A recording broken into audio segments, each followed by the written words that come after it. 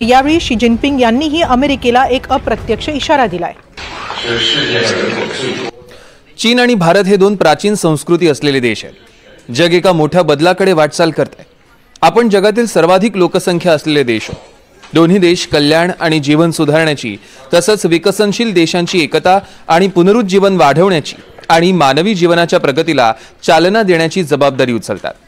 चांगले शेजारी आणि मैत्रीपूर्ण संबंध असलेले मित्र असणं, एकमेकांच्या यशाला सक्षम करणारे चांगले शेजारी असणं आणि ड्रॅगन आणि हत्ती एकत्र येणं हे खूप महत्त्वाचं आहे। एक प्रकारे भारत हा प्रतिस्पर्धी नसून तो एक मित्र आणि शेजारी आहे असं सांगताना चीन आणि जिनपिंग यांनीही भारतासह सुरू असलेल्या सीमा प्रश्नावर चीनलाही शांतताच हवी असल्याचं नमूद केलंय। त्यामुळे चीननेही भारत आणि अमेरिकेमध्ये सुरू असलेल्या तणावाच्या पार्श्वभूमीवर भारताच्या बरोबरीने उभं राहत असल्याचे संकेत दिले। या द्विपक्षीय बैठकीत काही महत्त्वाचे निर्णय घेण्यात आले। सीमा व्यवस्थापनाबाबत विशेष प्रतिनिधींमध्ये एक करार झालाय। कैलास मानसरोवर यात्रा पुन्हा सुरू होणार आहे। दोन्ही देशांमध्ये थेट विमान सेवा पुन्हा सुरू होणार आहे। यावेळी दोन्ही देशांमधील 2.8 अब्ज लोकांच्या हिताचे निर्णय घेण्यासाठी दोन्ही देशांमध्ये सहकार्य आवश्यक असल्याचं मत पंतप्रधान मोदींनी मांडलं। तसंच ही भेट संपूर्ण मानवजातीच्या कल्याणाच्या दिशेने महत्त्वाची ठरेल अशी आशाही त्यांनी व्यक्त केली। 2020 मध्ये भारत चीन यांच्यातील संबंध ताणले गेल्यानंतर 2024 मध्ये जेव्हा ट्रम्प हे सत्तेत येणार हे जवळपास निश्चित मानलं जाऊ लागलं, तेव्हापासूनच भारत आणि चीन यांनी आपसातील संबंध सुधारण्यावर भर द्यायला सुरुवात केली। 2024 मध्ये रशियाच्या कझानमध्ये दोन्ही देशांचे प्रमुख भेटले आणि तिथून दोन्ही देशांच्या नेत्यांमध्ये आणि राजदूतांमध्ये भेटीगाठी वाढल्या। त्यामुळे ताणलेले संबंध निवळण्यास सुरुवात झाली। अलीकडे चीनचे परराष्ट्र मंत्री वांग यी यांनी भारत दौरा केला। त्यानंतर 2 आठवड्यांपेक्षा कमी कालावधीत पंतप्रधानांचा हा चीन दौरा झालाय। भारत चीन संबंध जलद गतीने सामान्य होत असताना वांग यी यांनी परराष्ट्र मंत्री एस जयशंकर आणि राष्ट्रीय सुरक्षा सल्लागार अजित डोभाल यांच्याशी चर्चा केली होती। त्यांनी भारतात पंतप्रधान मोदींचीही भेट घेतली होती आणि आता कझाननंतर मोदी आणि जिनपिंग यांची गेल्या 10 महिन्यांमध्ये ही दुसरी भेट झाली आहे। तीही सकारात्मक दिशेने जात असल्यानं आशियाई राजकारणासाठी ही दिलासादायक बाब म्हणता येईल। रशियानेही दोन्ही देशांमधल्या संबंधांमध्ये सुधारणा व्हावी अशी अपेक्षा केली होती। रशियाला पाश्चात्य आणि अमेरिकन वर्चस्व कमी करण्याच्या दृष्टीनं भारत चीन हे त्याचे दोन मित्र एकमेकांच्या जवळ येणं महत्त्वाचं वाटतं।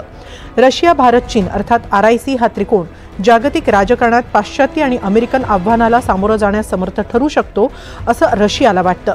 त्या दृष्टीनेही या भेटीकडे आंतरराष्ट्रीय दृष्टिकोनातून पाहिलं जात आहे। मात्र असं असलं तरी चीनसह संबंध सुधारत असतानाच भारताला कायम सावध राहावं लागतं, कारण चीनचा आजवरचा विश्वासघातकी स्वभाव। याआधीही दोन्ही देशांमध्ये संबंध सुधारण्याच्या दृष्टीनं चर्चा झाल्या, मात्र चीनचं विस्तारवादी धोरण भारताच्या पूर्व राज्यांसाठी धोकादायक आहे। शी जिनपिंग यांनी 2019 मध्ये भारताचा दौरा केला होता। पंतप्रधान मोदी आणि त्यांची तामिळनाडूतील महाबलीपुरम इथं भेट झाली होती। त्यानंतर 2020 मध्येच गलवान संघर्ष उद्भवला आणि तणाव निर्माण झाला होता। आता मात्र परिस्थिती वेगळी आहे। अमेरिकेनं चीन विरोधातही टॅरिफ युद्ध सुरू केलं होतं। ते काहीसं निवळलं असलं तरी चीन कायम सावध असतो आणि त्यामुळे त्याला भारतासारखा शेजारी त्याच्या बाजूने असणं महत्त्वाचं आहे। तर भारताविरोधातलं अमेरिकेचं सध्याचं धोरण पाहता भारतासाठी चीनसह संबंध सुधारणं आवश्यकच आहे। दोघांचाही सर्वात मोठा व्यापार भागीदार अमेरिका आहे।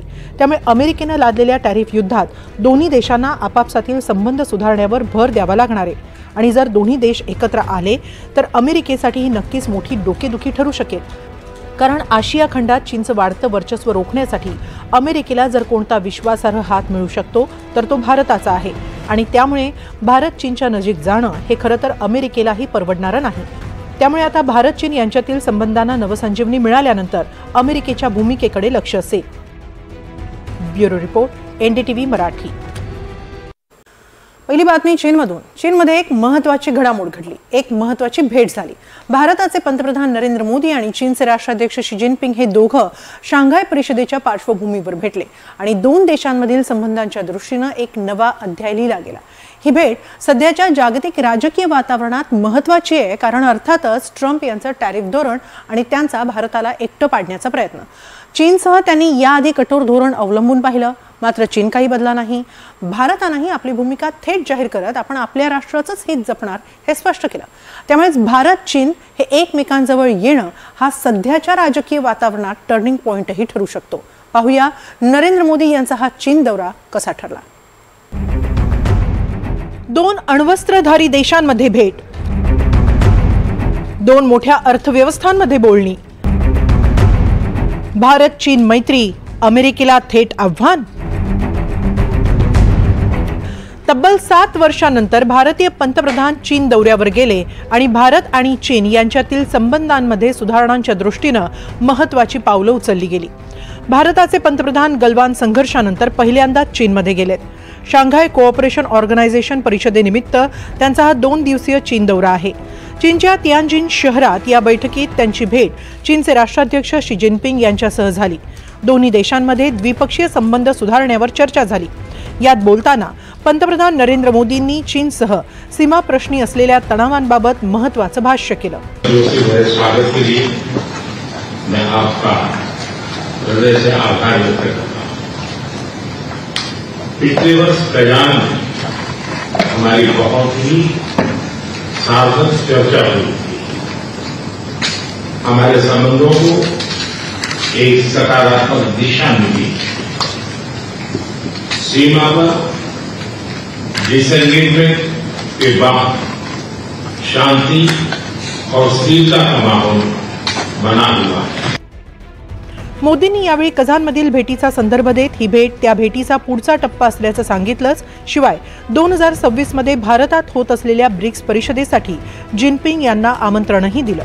दोन्ही देश ब्रिक्स संघटनेचे महत्त्वाचे सदस्य आहेत. तर शांघाय कोऑपरेशन ऑर्गनायझेशनच्या यशस्वी आयोजनाबद्दल भारताचे पंतप्रधान नरेंद्र मोदी यांनी चीनचे आभारही मानले आणि अभिनंदनही केलं.